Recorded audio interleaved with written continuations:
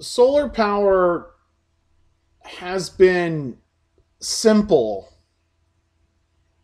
over the past few years.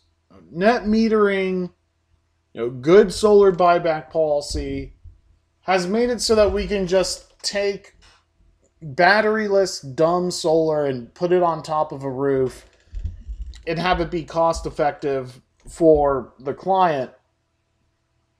Assuming the buyback rates are good, it's a very easy and streamlined process.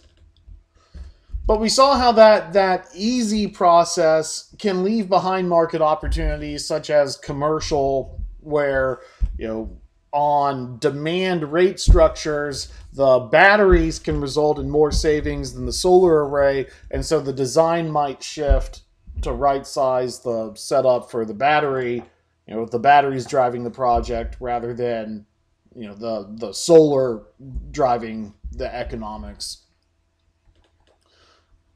There's another market application that we haven't talked about in class called a PV diesel hybrid system for industrial facilities. Not all industrial facilities, in fact, many industrial facilities do not run on diesel generators. Although some industrial facilities do have on-site diesel generators to provide additional power to their processes that the grid cannot provide. Some industrial facilities have diesel as backup, and other facilities run diesel because there is an utter lack of the electric grid in the area where they're doing business, such as a mine or a temporary work camp.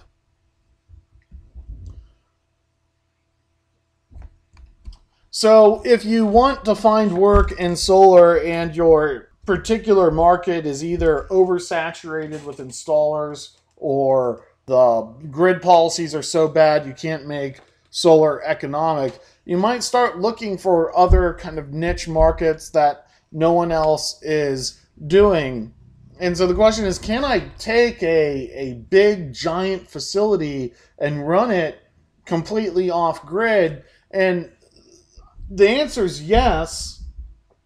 The answer is they're already using diesel generators to do this. And the question is why?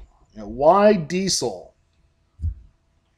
Natural gas is cheaper than diesel. Why are these camps using diesel? And the answer is because diesel is very reliable. The generators are reliable. There's not much involved in getting it set up. And when you are talking about a high dollar upstream facility, the value of the facility is way more than the cost of electricity, whether it be cheap from the grid or more expensive from diesel. They're going to do the process anyway. So the reliability of the process is the end all.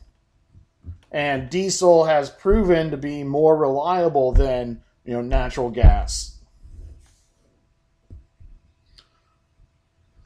Now, when you combine batteries and solar to generators, you need to have a control system connected, whether or not it's a residential control system for an off-grid home or on one of these industrial applications. And look, the SMA, which is kind of ahead of the game in terms of diesel microgrid support, their starting controller is sized for up to 750 kilowatts of power management, which is huge. And that, even means that their smallest controller is going to be quite costly. And then you have to buy the service panels and the wiring in between and the disconnect switches and all of that. Plus you have minimum battery sizes associated with the discharge rates of the camp.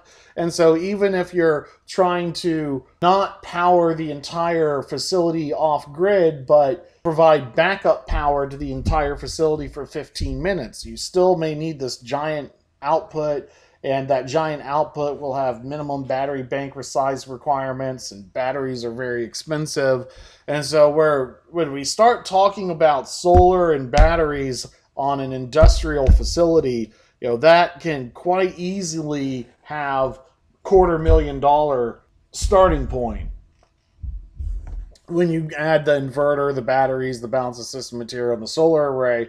And it might be that, doing $1 million project, something much larger, is going to be way more cost effective, because for those smaller budget, there's a minimum starting cost of all of this stuff.